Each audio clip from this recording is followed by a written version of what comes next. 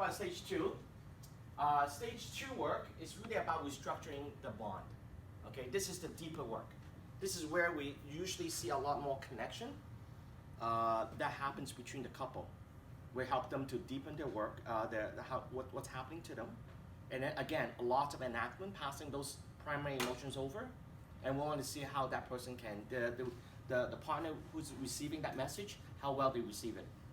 And we help them through it, right? That's a lot of that. So step 5, 6, and 7. Step 5 is really about promoting identification with his own attachment emotions and needs and the model itself, right? This is where the deepening work happens a lot. Help them to deepen some of the work, perhaps moving from feeling upset to loneliness, which is something that we talked about even last week. But again, it's not just talking about the feeling of loneliness, but actually knowing what that's like for you, right?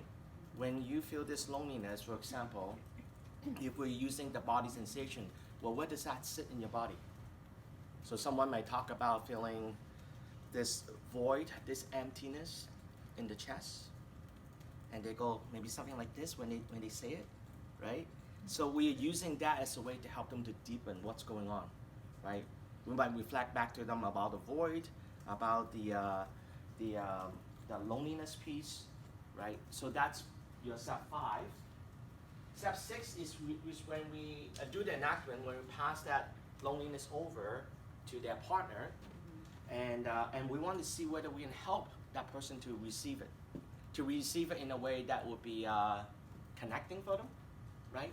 If they receive that well, they will somehow, for example, if the person's talked about the loneliness and that was really sad for them, was difficult for them, and if the partner can hear that and able to somehow offer some kind of empathetic responses, empathy, for example, even parts, doesn't even have to be like full on, but even part of it, then you have some connection there. Remember, we talked about really the main goal of EFT is about that, is to see whether the partner can give this empathetic response when that person. That's about comfort, that's about me being there for you, right? Which is the things that we keep talking about. Are you there for me, right? So promoting acceptance of the partner's experience and creating new interaction responses. Step 7 is where we facilitate the partner's expression of needs and creating interaction responses.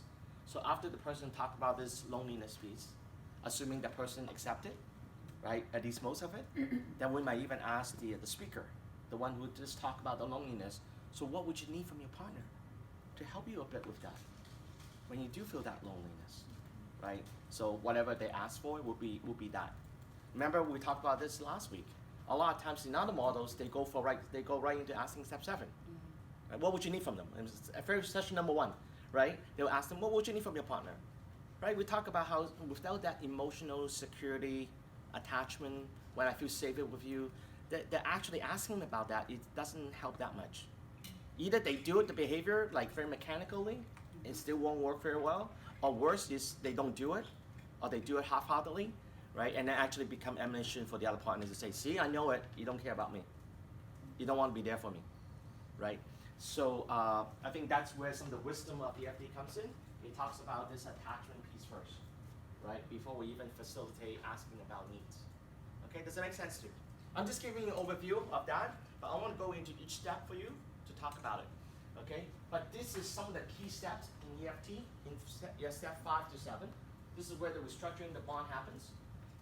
You pass some of your primary emotions over, your experiences over from one partner to the other. Again, who do we begin with? Do you remember what I said to you last time? The withdrawer first. Why is that? Why withdraw first? Why not pursue it first? Why withdrawers? They need to feel safe. They need to feel safe. To build that safety for them. Right. Say something more about it. But you can still build safety between the two. But why withdrawals? Why would that be more important for that to happen first? You're right about safety. Well, the pursuer has been pursuing them over and over and over, and they just keep hiding. Right. They have to learn something new. They have to learn to be able to come out and to... That's right. Very good. So we want to make sure the withdrawal is accessible. If they still hide, they don't come out and play, then what happens when the pursuer actually comes out and talks about that loneliness, that really, like the deep hurt, and then the withdrawers go hiding, then this person here will be left again hurt again, which is probably part of the dance anyway, right? So we want to make sure the withdrawer, that they are accessible, right? They don't have to be, again, they don't have to be like so emotionally attuned to everything, but at least there's some signs, some hints, some ability for them to be coming out and be accessible enough. Later on, when we watch Marlene Best doing this work, that's what she's doing. She does so much work with the withdrawals already. He's accessible, but right before she works with the pursuer, because of the trauma background, she spends so much time even just to recheck about the withdrawer, making sure that he's accessible, right? Because that is ultimately about building safety. Okay, so I want you to see even how she does that so well in preparing the couple for that work, right? In EFT, a lot of times you can know the steps, you can know what move to make, but it's about really recognizing what will create that safety for the couple, right? And safety is number one, right? So again, we're beginning with the withdrawers, right? And then the pursuer. Usually, we're passing something over that they typically have never heard before, right? Because what happened at home is they talk about the same mode, right? That's the cycle, that's the dance. Anytime when you start to hear something that usually more primary emotion related, something that's a little different, perhaps even one person might start to say, no, I actually do, like for example, I do feel bad about what happened to you, right? And which is something that they never talked about before, definitely, you gotta pass it over. Yesterday I was working with a couple. The guy typically is one of those very logical. So the wife was saying, I'm hurting, I feel like I don't matter to you, I feel like you don't need me. Because the guy, it's funny, it was a funny example that they talked about. The guy can drive and peel his own orange and clip his fingernail at the same time. Gross, but I mean, he can do that, right? He doesn't need, the wife is sitting right beside him, but he never asked his wife for help. Hey, can you peel my orange, right? Or can, like, you know, in some way or needing her help. So wife was using that as an example. And then yesterday we were doing a bit of stage 2 kind of work, and the husband, still very logical, right, was talking about, well, I don't think that, like, I don't think this, because it's not true.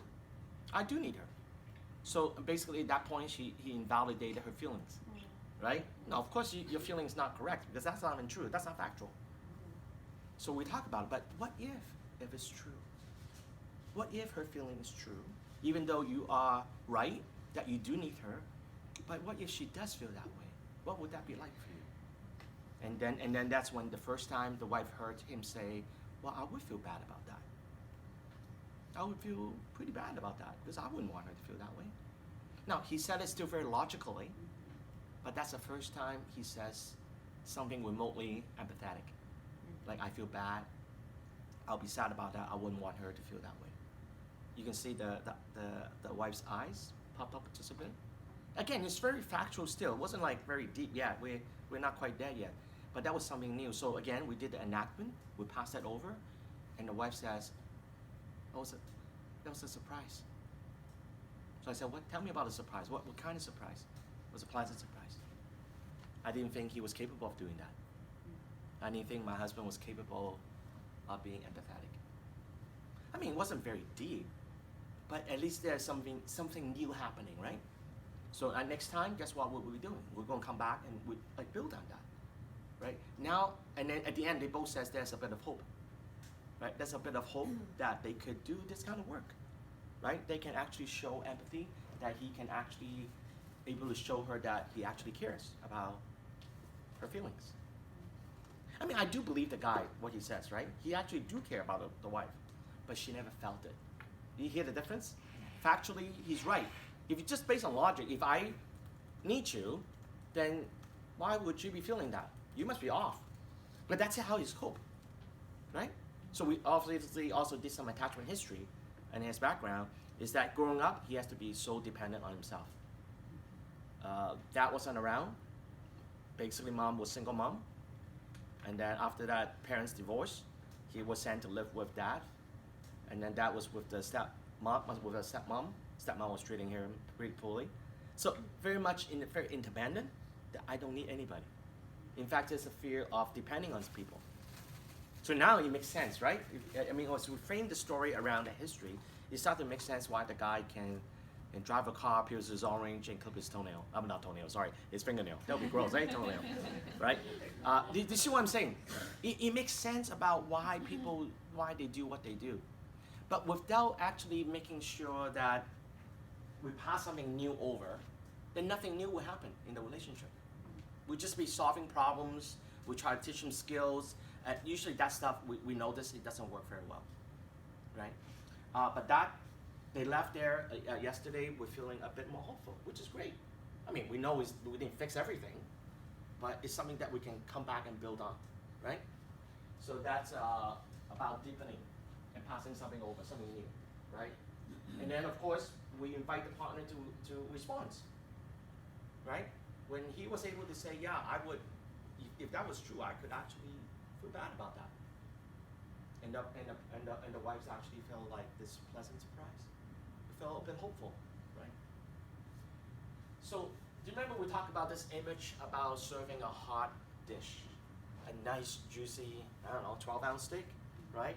So you want to, when you are passing something over, usually you want to cook it as much as they are able to, right? Depending on, again, on which stage we're working on. In stage 2 work, usually they'll be a bit deeper. We'll cook a bit longer. We reflect a bit more. I come back with the attachment history, right? For you, like not able to, or not wanting to meet somebody. That makes sense, right? That makes a lot of sense. In fact, when you try to depend on an incident that he was trying to depend on dad, that wasn't there for him. So you learned.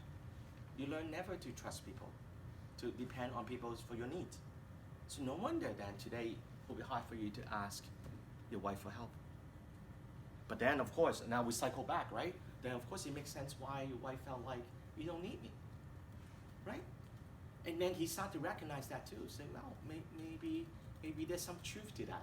Even logically he does need her, but emotionally now he's making some connection about why the wife was feeling the way she felt. Because he recognized that I don't really need people. He could survive very well without people, right, according to him, right? But that's the coping mechanism that he had, right? So that's where we talk about that. So serving a hot dish, repeating step 5 to 7 many times, right? Especially with your drawers. Again, do you remember why? Especially you do it more times with your drawers? Do you remember? Remember the analogy I gave you about the water faucet? Yeah, these withdrawals are like slow drips, right? Drip, drip, drip. They might pass on maybe a bit of an emotion for you here, right? You have to go deep, you have to go slow. It's slow work. So you might have to run this through a number of times. Just like if the water is dripping, if you want to collect a bowl of water, it would take a lot longer. Remember what the pursuit is like? It's like a blast of the water, right? And they're ready to come out. In fact, the opposite is you have to help them to contain it so that it doesn't come out so like loud and so I don't know what's the word, overwhelming, right? So almost like you have to help them to contain that by deepening, by slowing them down, yeah? So that's basically what will be happening there, right? And again, when we talk about the steps, right? Something deceiving about when we look at words like steps. It seems like with those 5, 6, 7, 5, 6, 7, right? But it's fluid, right? I mean, you do have a tendency to go with the steps, but they are sometimes reciprocal. For example, we might do 5, 6 for a while before I will even do 7, right? We won't ask for the needs yet until we know the work is deepened enough, for example. And some days, depending on the day, we could be doing stage 2 work, so I may be doing step 5, like trying to deepen the emotion, but they had a really bad situation and the cycle just took over them, we might actually go back to step 3. We're still doing emotion work, but it's a different kind of emotion work. We might still have to play with the frustration, the secondary emotion like anger, frustration, before we can come back to do step 5, which is usually the deeper emotions, right? So even though we talk about steps, but they're not like 1, 2, 3, 4, 5, 6, 7, 8, 9, like that, right?